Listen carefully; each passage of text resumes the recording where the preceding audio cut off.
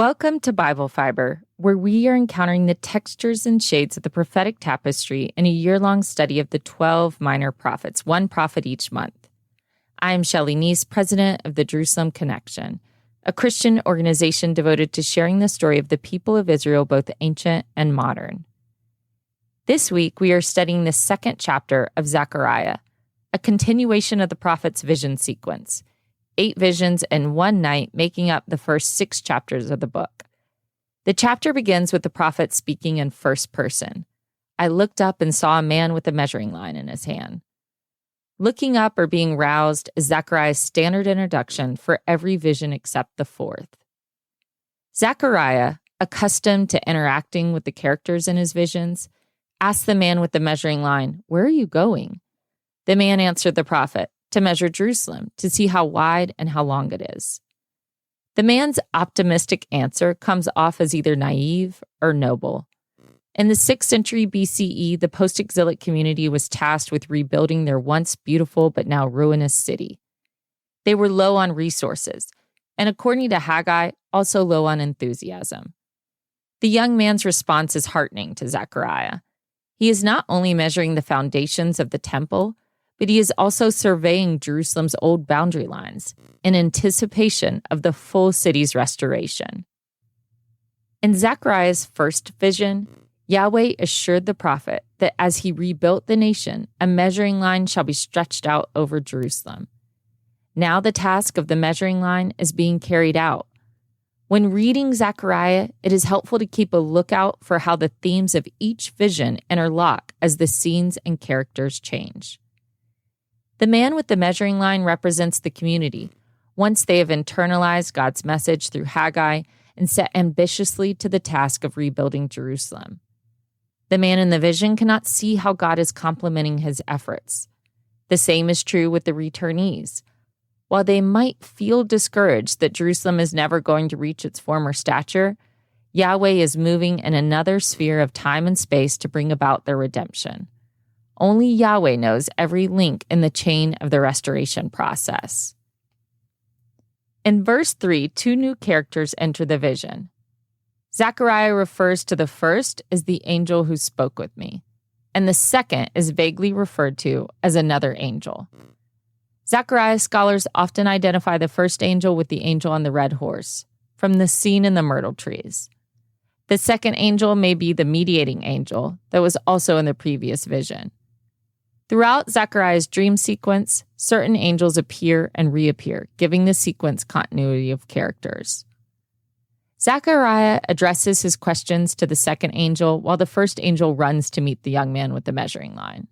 The scene has a lot of hurried movements. The first angel instructs the young man to stop his work because he has good news to share. Jerusalem shall be inhabited like unwalled villages because of the multitude of people and animals in it. Apparently, the man was measuring Jerusalem's dimensions in order to rebuild the city's wall. The angel tells the man that Jerusalem cannot have a wall because an influx of returnees is coming that will far surpass the city's capacity. The new Jerusalem has to be unwalled and unlimited. Ezekiel, the prophet in exile, also experienced a vision of an unlimited Jerusalem. In Ezekiel's vision, the prophet was transported to a mountaintop overlooking all of Israel. An angel with a bronze-like appearance met Ezekiel on the mountaintop with a measuring reed in his hand. The angel proceeded to give Ezekiel a precise blueprint of the future temple with its gates, courts, recesses, and chambers. Zechariah's vision is brief and fleeting by comparison to Ezekiel's longer account, but clearly the two visions connect. Even the methods of measurement are the same. The only time length and width are used in reporting Jerusalem's dimensions are in Zechariah and Ezekiel. Biblical scholars wonder if Zechariah's vision is intentionally alluding to the vision of his exiled prophetic predecessor. There are plenty of other times in his book that he references the pre-exilic prophets, so the move would be on brand. Either way, Zechariah and Ezekiel's visions of an unlimited temple never materialized in Judah's history.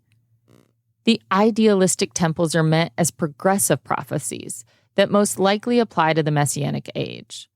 However, their temple visions differ in several ways as well. For one, Ezekiel's New Jerusalem seems much larger. The prophets also have different emphases. Ezekiel's vision was concerned about separating the temple's sacred space from the profane parts of the city. His glorified temple elevates the sacrificial system.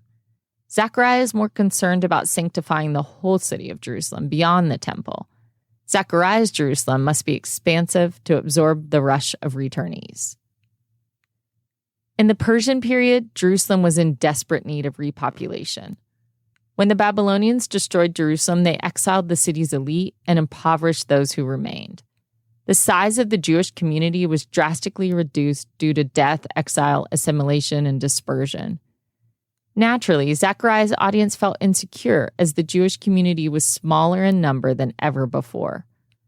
The kingdom of Israel had long been lost to history, and now the kingdom of Judah was dispersed to Babylon and beyond. According to Josephus, once Nehemiah restored Jerusalem's city wall, the population of the city exploded. If Josephus is right, Zechariah's prophecy may have been fulfilled in the short term. But with most prophetic forecasts in the Bible, prophecies can connect to historical fulfillments and yet also have eschatological implications. When the angel stopped the young man from measuring Jerusalem's dimensions, it was not only because of Jerusalem's population growth, it was also because Jerusalem did not need a wall for security. Yahweh declared he would provide the city's protection personally. I will be a wall of fire all around it, says the Lord, and I will be the glory within it. In our previous minor prophet studies, every time Yahweh referenced fire, it was an instrument of destruction. When fire personifies God's power, it is usually within the context of his wrath poured out on Judah's enemies. In Lamentations 2, Yahweh poured out his fury like fire when the Babylonians destroyed the walls of Jerusalem. Zechariah's vision intentionally reverses the fire of Lamentations. Instead, fire is the personification of Yahweh's love and protection. Likely what came to mind for the people was the story of the pillar of fire that protected the Israelites from the Egyptians and guided them in the wilderness for 40 years. The imagery would have been poignant for all those vulnerable returnees in Zechariah's audience who lived among the charred debris of the Babylonian attack. Once again, Yahweh was going to be the pillar of fire that protected his chosen at their most vulnerable time. Consistent with Zechariah's focus on all of Jerusalem, the fire surrounds the entire city, not just the temple. It is as if God is expanding the sphere of holiness so that his glory rests on the whole city. One of the chief concerns of the Judahites at the time was their lack of security because their walls lay in ruins. Almost all cities in antiquity took pride in their fortifications, and Jerusalem had none. We know from Ezra that at least for a brief period, Judah's enemies managed to turn the Persian leaders against the returnees and forbid the rebuilding of their walls. However, by the time of Nehemiah in 445 BCE, a faithful group did rebuild Jerusalem's walls. In Zechariah's vision, God was not putting an eternal prohibition on building walls around the city. Instead, he was providing assurances for the returnees that risked living in an unfortified Jerusalem for 70 years. Yahweh, in Zechariah's vision, sends out a directive to all those who remain in exile to come and return to Judah. He says, "Up, up, flee from the land of the north." In case there was any doubt that the land of the north was Babylon, the book gives further clarification. Up, escape to Zion, you who live with daughter Babylon. Despite the waves of exiles who left Babylon to return to their covenanted land, there were still Jews who preferred to stay in Babylon because it was a sophisticated, prosperous city. But to restore Judah, the people must leave Babylon and return. Zechariah's message would have been extremely comforting to the remnant that had already returned. They needed the reminder that they indeed made the right choice despite their current hardships. The Persian Empire was not persecuting their Jewish minority, but the longer any portion of the community remained in exile, the higher their risk of assimilation. Translations of Zechariah 2:7 differ over whether the exiles are called to Zion or if they are identified as Zion. The NRSV translates the Hebrew imperative, escape to Zion. The NIV translates it, come Zion. Either work, but I prefer the theological implications of the latter, that equates the people with Zion. If the people are Zion, the prophet is reinforcing the point that the return of the community is a fulfillment of God's restoration plan just as much as the physical rebuilding of Judah. In 2:10, Zechariah calls the people daughter Zion, which was the phrase Isaiah used for all the Jewish captives taken to Babylon. The postexilic prophet is encouraging the returnees and the exiles to identify as one people. Even if they are in different lands, they are united by their collective identity in Yahweh. Centuries later, when the Romans exiled all of Judah, the Jewish people found themselves in an exile that lasted 2 millennia rather than 70 years. These kinds of prophetic reassurances about the oneness of the people, even without independence, were the glue that held the community together through an exceptionally long exile. Zechariah's second chapter closes with a promise of vengeance on Babylon. They are blamed for harming the apple of God's eye. The phrase could also translate the gate of the eye or the daughter of the eye. Either way, the Hebrew writer is equating the people of Zion with an organ so precious and sensitive that Yahweh's reaction to defend his people is instinctive. With Babylon's defeat, a summons to rejoice is issued throughout the land, as Yahweh returns to dwell among them. Zechariah says, "Many nations shall join themselves to the Lord on that day and shall be my people." Zechariah's vision has a universal component that both parallels and surpasses previous prophets. Micah foresaw all the nations coming together in peace. Zephaniah envisioned all nations praising Yahweh with one voice. Haggai believed a restored temple would launch Yahweh's universal rule. Zechariah goes even further, fully incorporating Gentiles into the restoration promises of Yahweh. When God first called Abraham, he promised the patriarch that through him all the nations of the earth would be blessed. The prophets held on to that ideal, but the timing of its fulfillment was elusive. Zechariah's verse about many nations joining themselves to Judah contains the ambiguous phrase, "on that day." When prophets invoke "on that day," they are hinting that the fulfillment of the prophecy is still in the future. The difficulty with Zechariah's visions, and all the prophets really, is the uncertainty in identifying their fulfillment. We want to look to specific points in history and make a one-to-one match with known events and prophetic predictions.